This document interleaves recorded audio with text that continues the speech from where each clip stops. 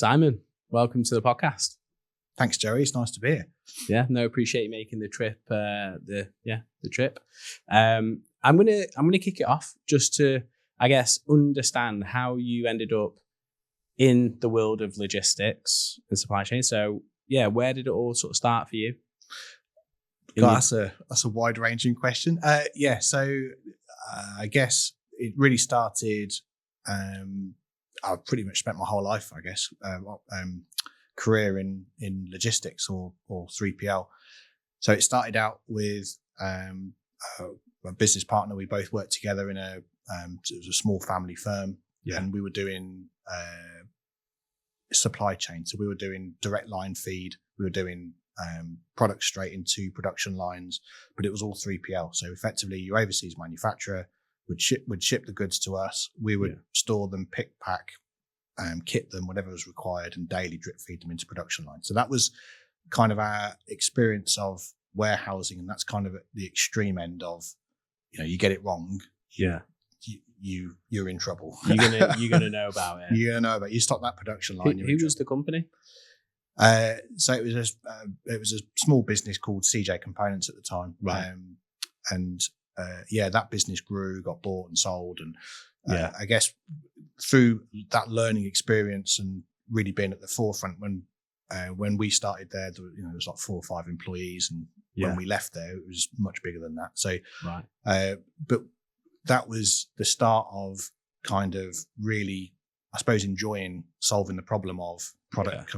Warehousing is quite simple at the end of the day. Product comes in, you accurately receive it, store it, and when someone says, "I'd like that," you make sure you send that, rather than it's not, on the face of it, it's not that complicated. But the devil's in the detail, and actually it is quite complicated. But we really enjoyed that, and I guess. And what was your position when you first joined? Crikey, I can't even remember. What was my position?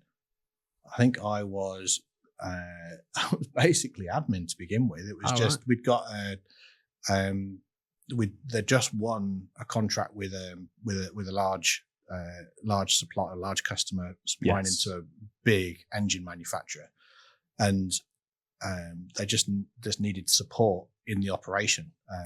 So that was basic. So it was kind of everything. So there's only 4 or 5 employees. So it's not like, hey, you're coming in to do a really specific role. It was, no, you do everything. Roll your sleeves up and pick, crack packing, on. You're doing the whole lot. Which there's no better training than actually doing it yourself. So that was a few years, and then so that business grew, bought out, sold. We recognised, we're either on the corporate journey. Or we're going off and doing something ourselves, and so we decided to start our own business. So that was 2010, right? And we started Fidelity in basically the January of 2010, and we were doing what we knew, which was we were going to go after supply chain type work, so 3PL type work. But because when you start your own business, as you know, Joey, you can do whatever you want. So we also started a e-com business. Oh, right. So we'd come from a vast amount of experience understanding, if you like, really hardcore B2B style operations, which when we started our business, we went after that kind of work, because that's what we knew. It's what we knew how to make a business out of. Lucky enough to win some work with a very large global name supplying into Ford. So that was really good. And then on the side, or also we started an e-com business retailing hi-fi products.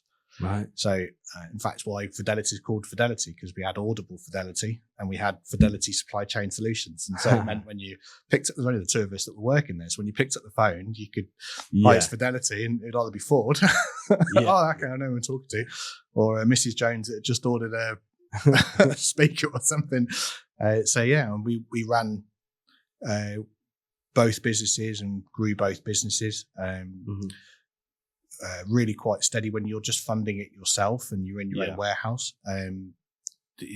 Warehousing takes quite a lot of money to grow, so you that tends to dictate how fast you're growing, because space costs money. So we ran that really from kind of that way from kind of 2010 until 2016. Yeah. And then 2016 sold the hi-fi business because we'd spotted that we were spending too much time on it. The warehousing business had a lot more potential. Yeah. And we recognized as well what we'd learned running the e-com business for 6 years was massive, like absolutely massive. When you're dealing directly with the end customer,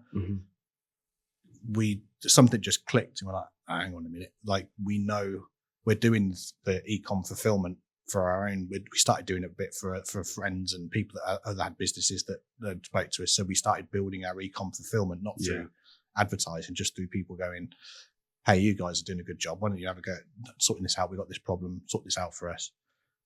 But we recognized that actually that what we'd learned doing it ourselves was massive. And the other real key thing was the tech. Right. We've always been quite techy, but it was really all about the tech. We recognized that the e-com business is really a tech business. We went through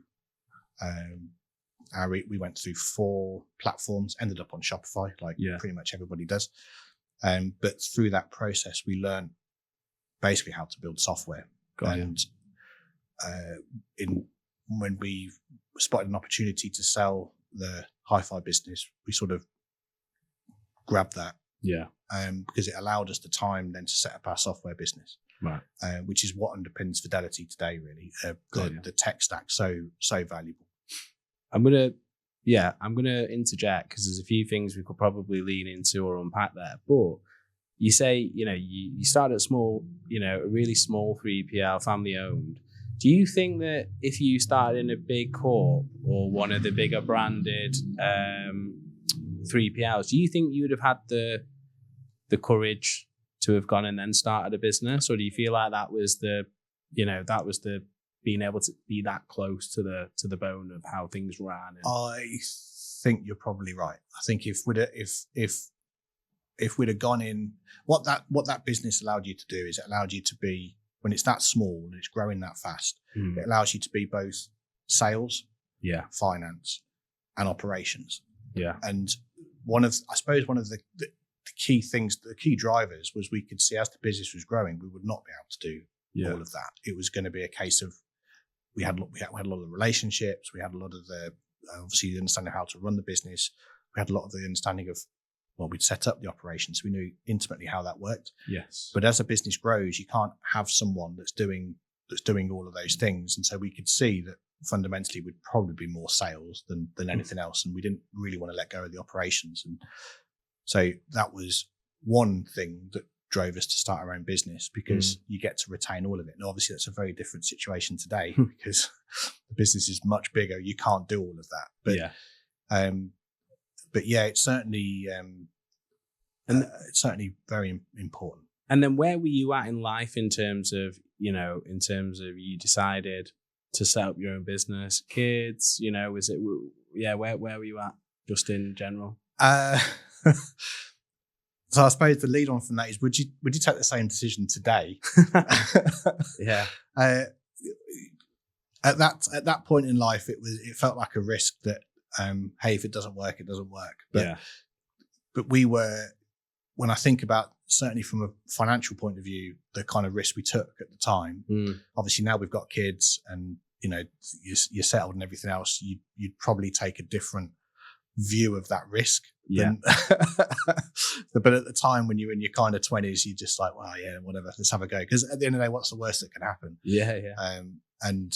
I'd recommend everybody starts their own business, to be honest. Well, it's not technically right for everybody, but if you've got an idea and you want to do it, I just 100% do it. Yeah, it's just for me, it's why I like to ask the question, because where people are at in life, you can be an entrepreneur and be at such different stages of life, and people have different expectations of where you need to be personally before doing something like that. And I just, probably more therapy for me to understand, I don't think you can plan as such to be an entrepreneur. You can't sort of, I don't know, it's not how we approached it. But I don't think you could say, hey, when I reach 35, I'm going to start my own business. Yeah. I think it's more about life just throws opportunities at you, and you either take them or you don't take them. Yeah. So, and you can't dictate necessarily when that opportunity is going to get thrown at you.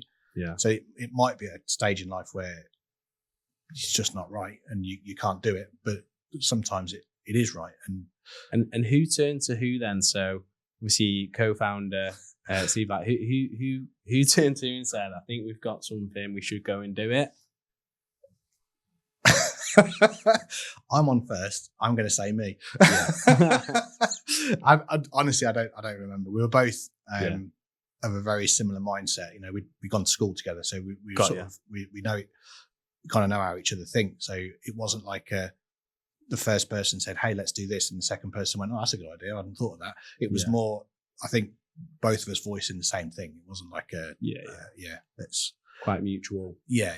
Mutual feeling. Yeah, you should both do it. Yeah. And then with your business partnership, then, do you bring different skill sets to the table, or what's the makeup of the partnership? I suppose we work in what can often look like quite an unusual way. And this is changing now just because of the stage the business is in. But historically, when you've gone through such a period of time where you've both been doing everything, so, you know, up until 2016, well, up until 2019, we were still only in about 17,000 square feet, split across a few sites, which in warehousing circles is, you know, it's a garage size. It's nothing.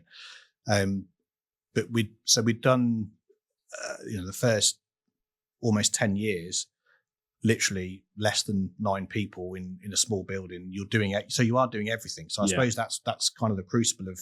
So naturally, you do everything. So we tended to have an approach of we'd both generally focus on the same problem at the same time, because we found we could bounce off each other and fix that problem quicker, and then move on to something else, which is different to the way you hear about it. Yeah, it tends to be one does one thing and one does another. And obviously, naturally, we've worked together for so long, we do tend to, we understand what one person will do over somebody else, but increasingly now we're splitting a lot more because the business is just at a stage where that's what it needs. So yeah, that is interesting though. It sounds like you're both good all rounders, and then you both double in on the, or you did both double in on the. I think I think it probably comes from what you do, what you like, you do what you enjoy, don't you? And I think we both enjoy talking to people. We both enjoy talking to customers. We both enjoy, I think probably we both enjoy the most the problem solving, because that's really what this business is. It's coming up with solutions for customers. And I guess that's what you get the biggest kick out of is problem solving. That's what gets you up to go and enjoy your day kind of thing. So I suppose that's why we've ended up working in the way that we do. Yeah. And what was like when you decided to go for it and set up, like what were people around you saying? Was it This is so long ago, I can't remember.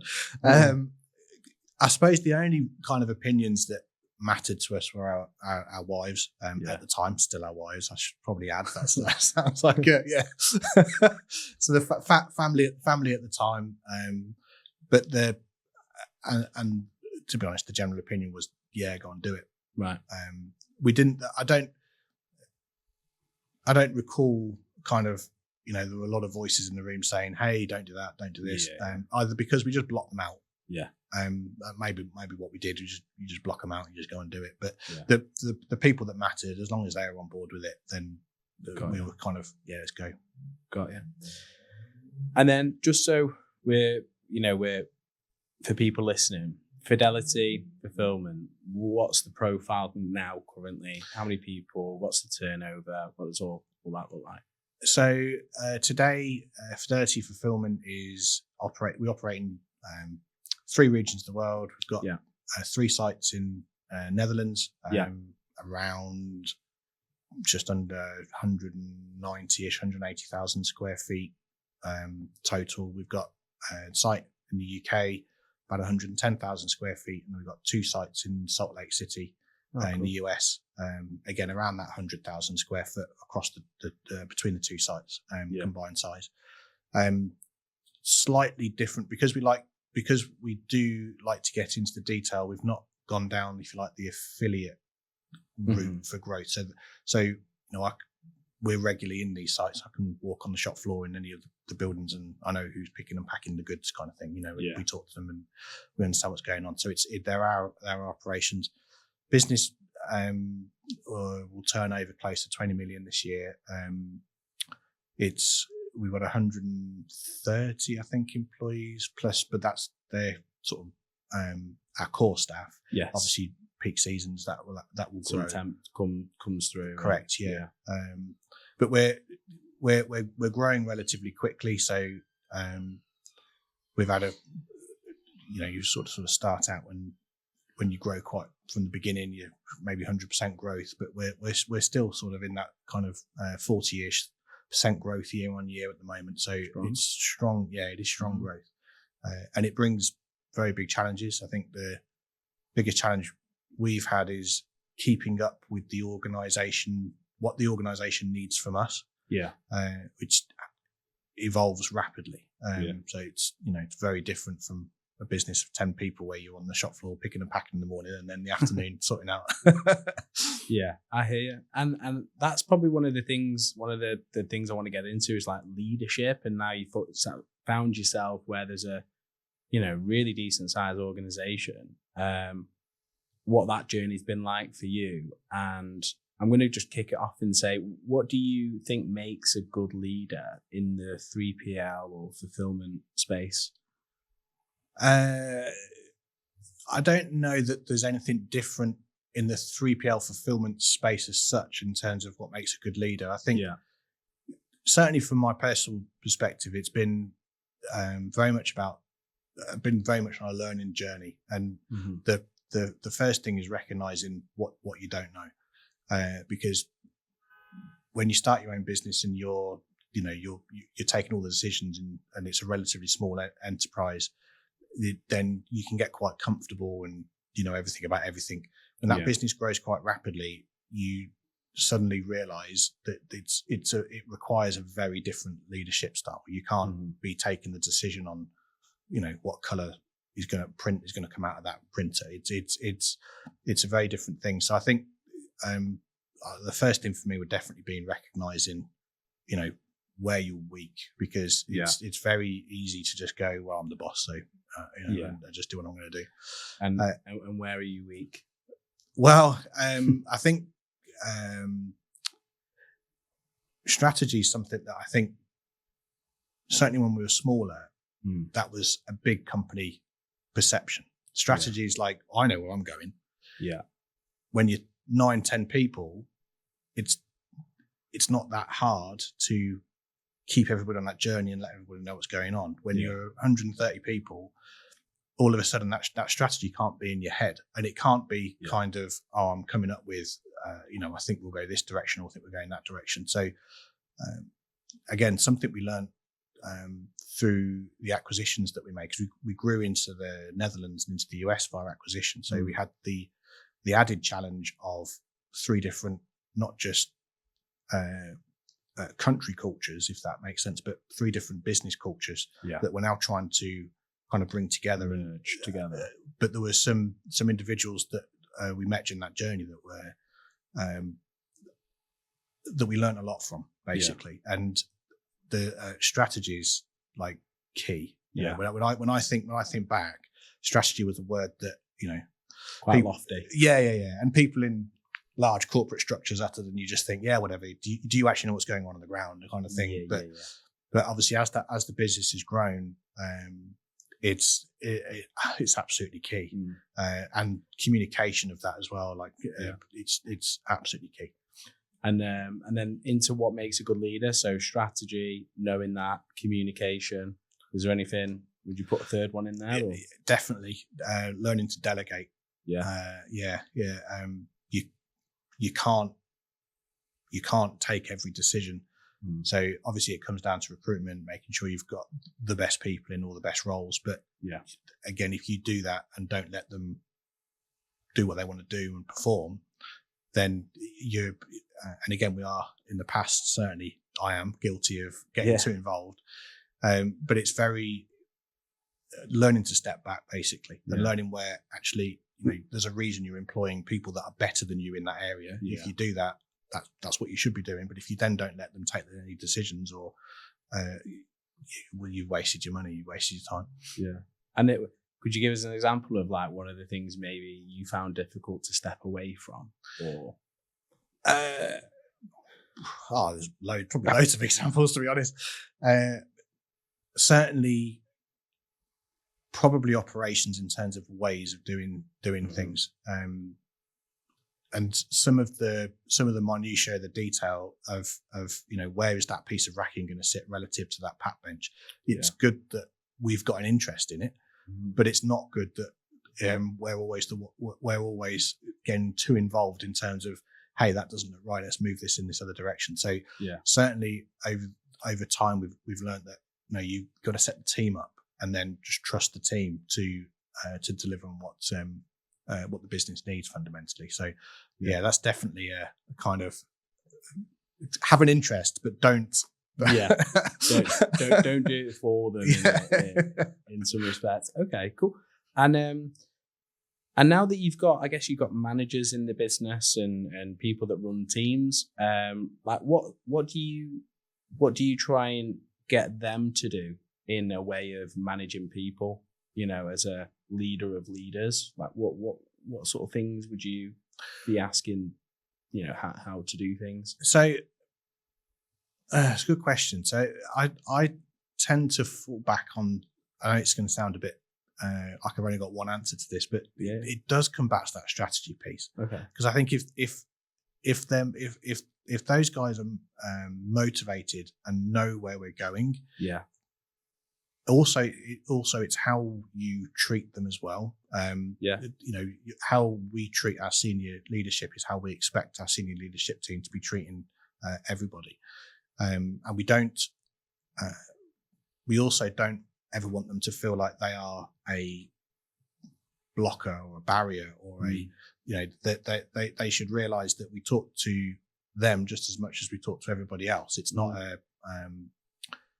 we don't want a structure where, I can't pick up the phone to Simon. I've got to speak to this person, and then that person is going to speak to that person, even if maybe that conversation needs to be had with me, or they're going to get the fastest answer. So we're trying not to create a too hierarchical structure, whilst at the same time allowing that senior leadership team the space they need to go and operate. It's quite a balancing act, actually, to be fair. I can imagine. No, it sounds like you give them the autonomy basically to do it how they want to do it, but as long as it's all in line with strategy and the sort of business. Correct, yeah. No, it's quite because you get some companies that, almost try to indoctrinate a certain way of doing it. But yeah, it's we're still on that path. We're certainly guilty of we've been hands-on for so long and involved in so many different things that naturally people end up coming and talking to us and asking for opinions and stuff, and sometimes you can't help yourself and you're sort of going, I would do it this way or I would do it that way, but we are trying to get better at going, hey, this is the challenge. I'm happy to give you my take on it, but first go away and have a go. It's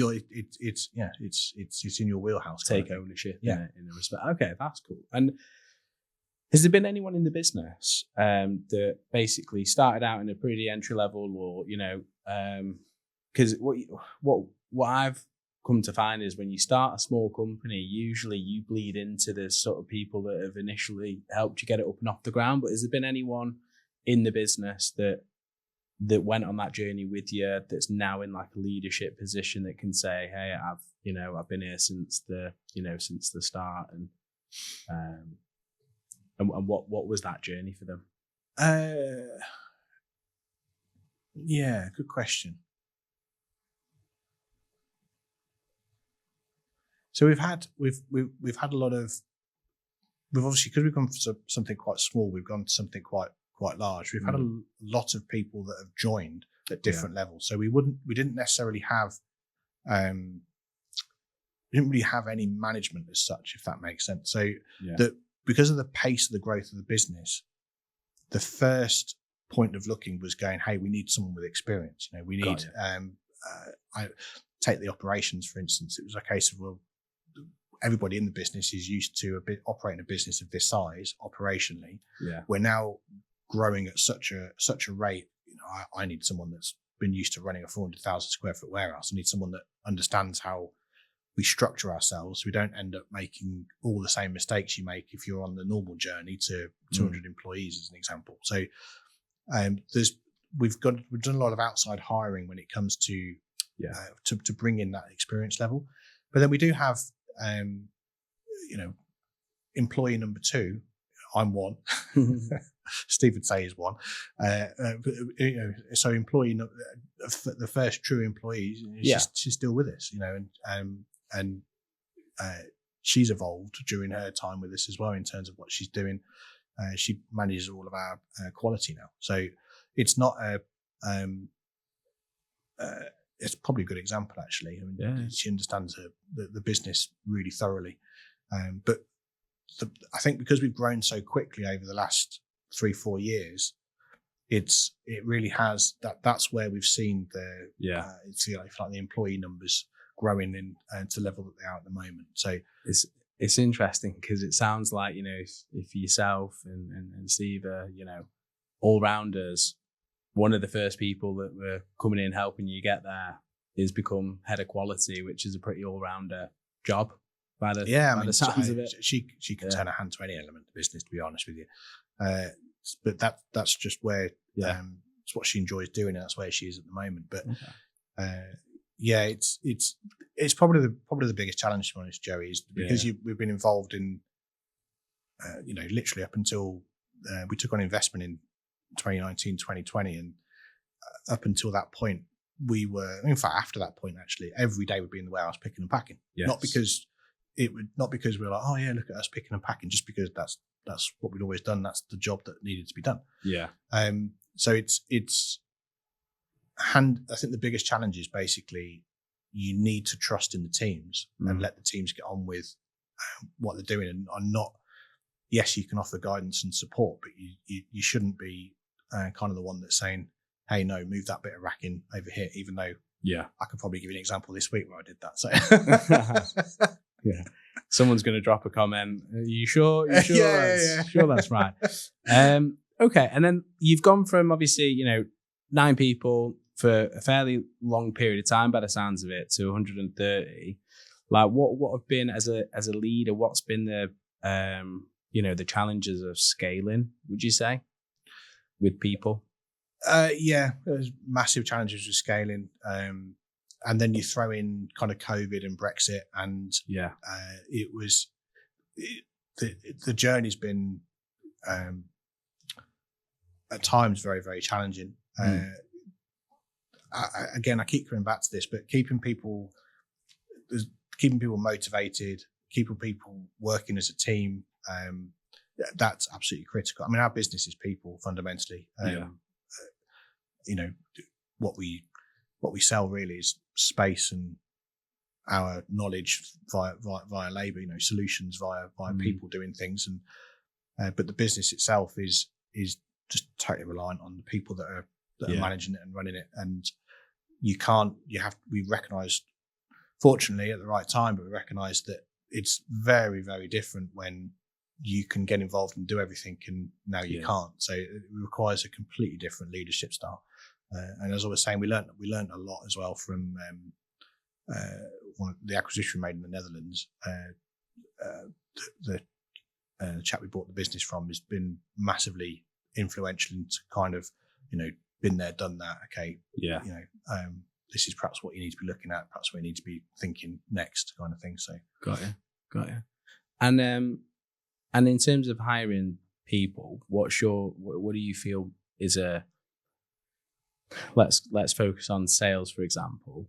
What do you think a good salesperson in fulfillment is if you were to go to market and hire someone?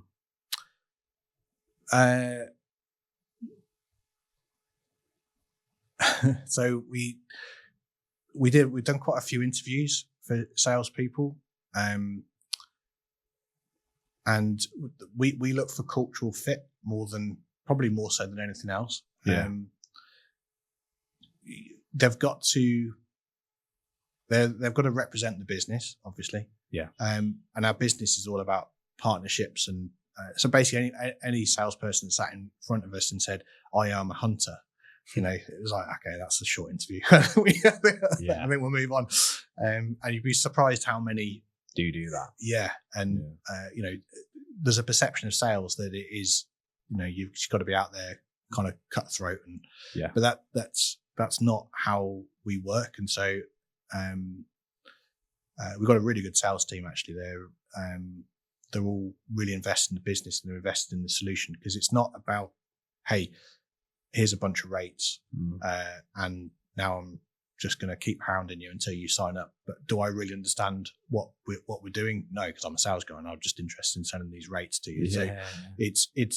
So we look for people that are interested and understand what we're doing, and are also able to think a bit more outside the box. In terms of, hey, we're coming up with a solution for a customer. So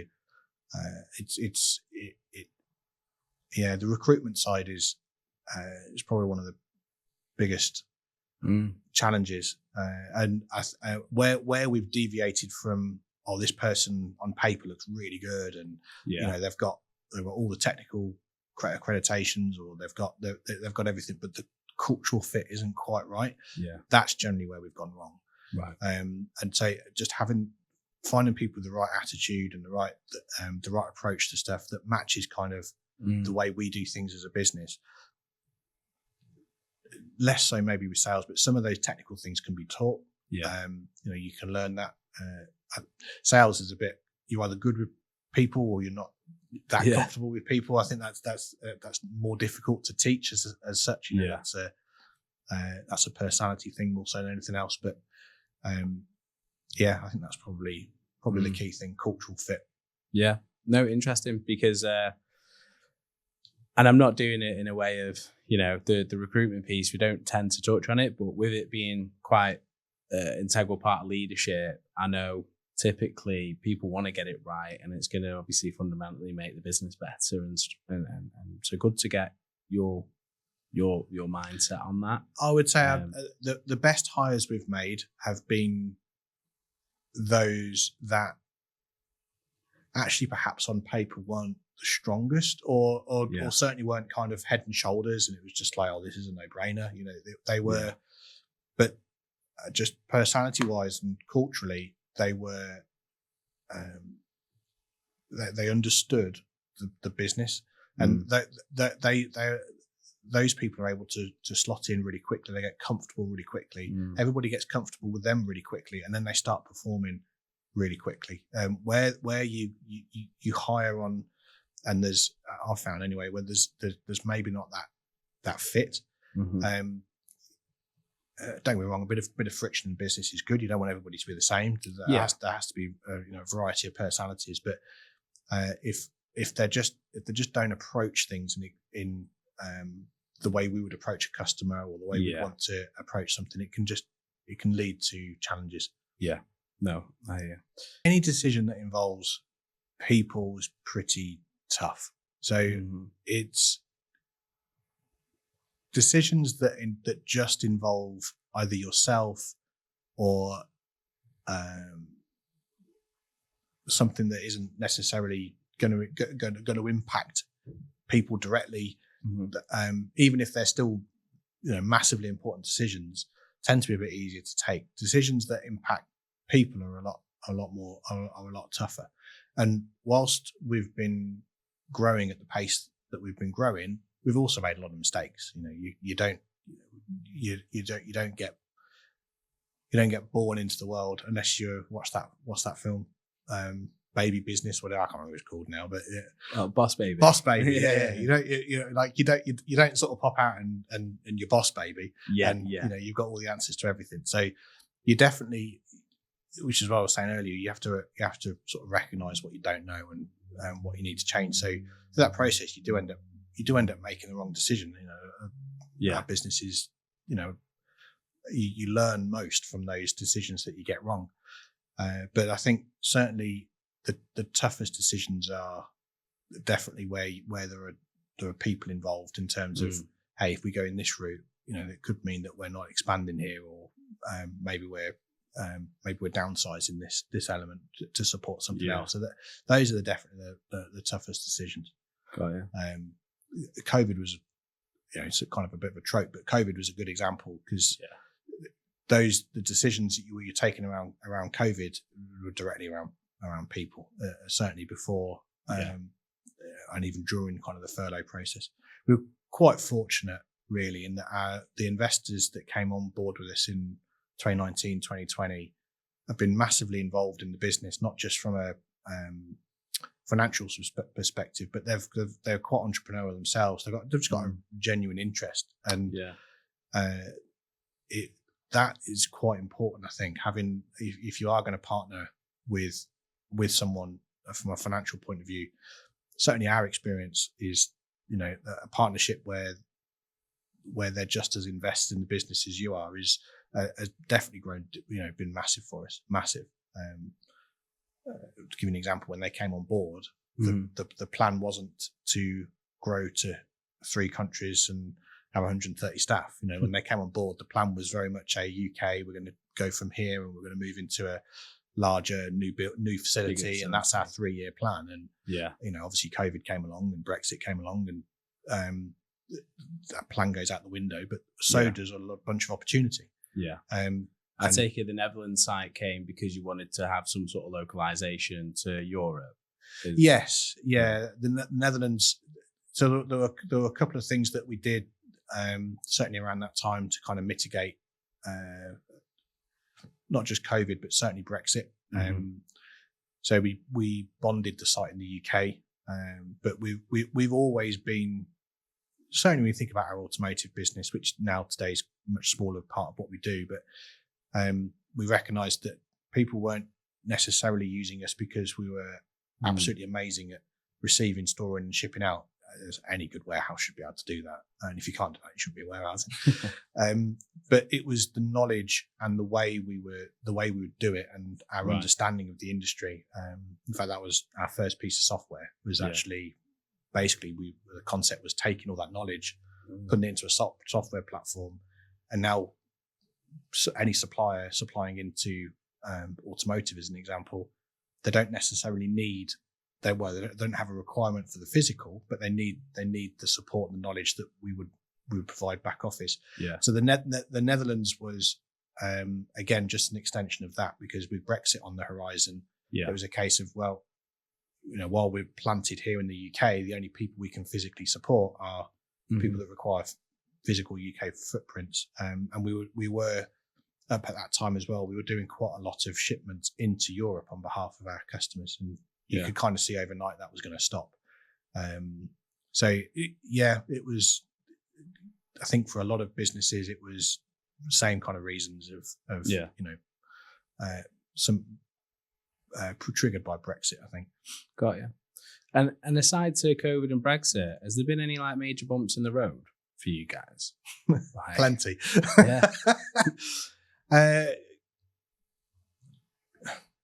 So COVID and Brexit were 2 big bumps.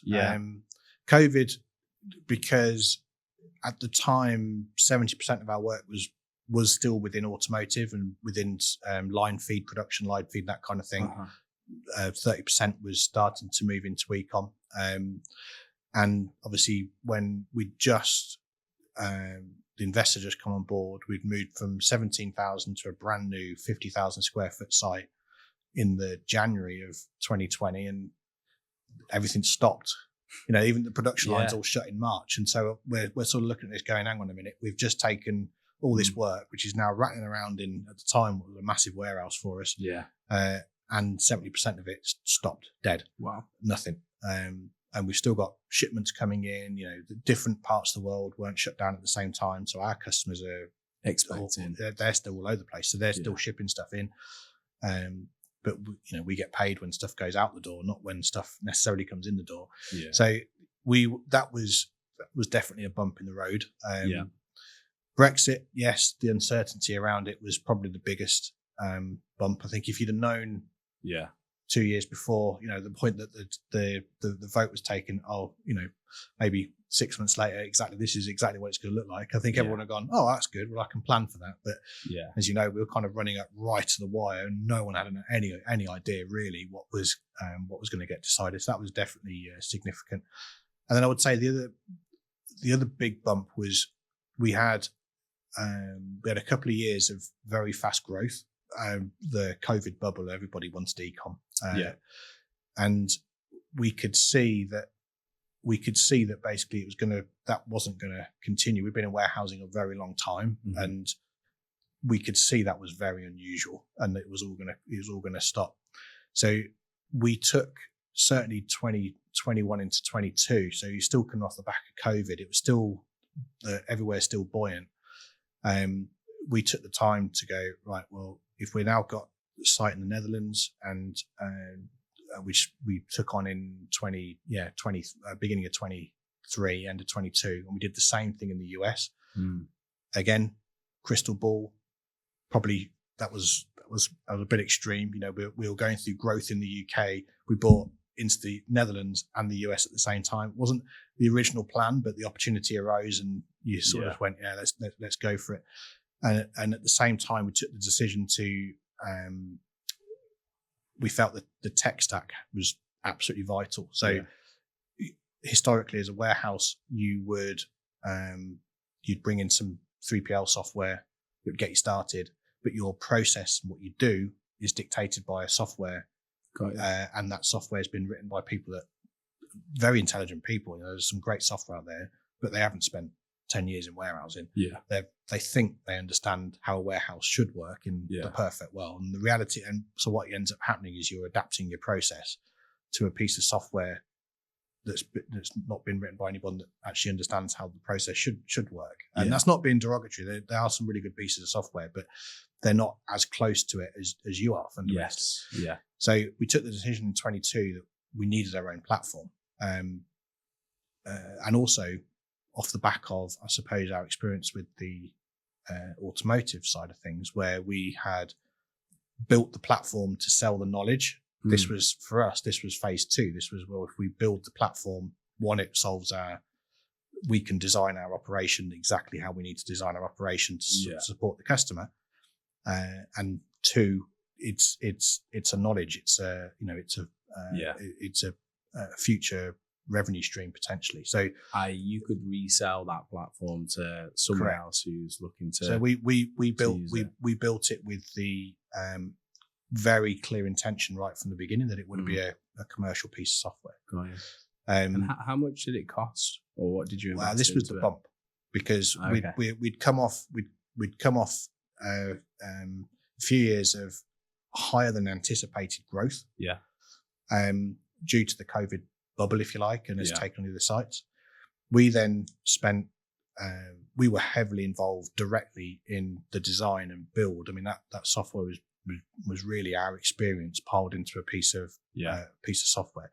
That took us about 18 months to build, all told. We launched it in the US first, actually, in end of 23, beginning of 24, and it now runs all the warehouses. But you combine that with kind of over-ambitious budgets for kind of the period where really we should have just gone, hang on a minute, this is a holding year, and we need to build the tech. So I think we did. Again, hindsight's a wonderful thing, but taking on the acquisition in the Netherlands and the US and building the tech stack, and we expanded all the sites as well, as in we added more sites to all the sites. That was. I mean, we it was a lot, but that was a steep learning curve, I think, as we were going through that year. Okay, and then are you able to share roughly how much it cost in terms of investment for the software?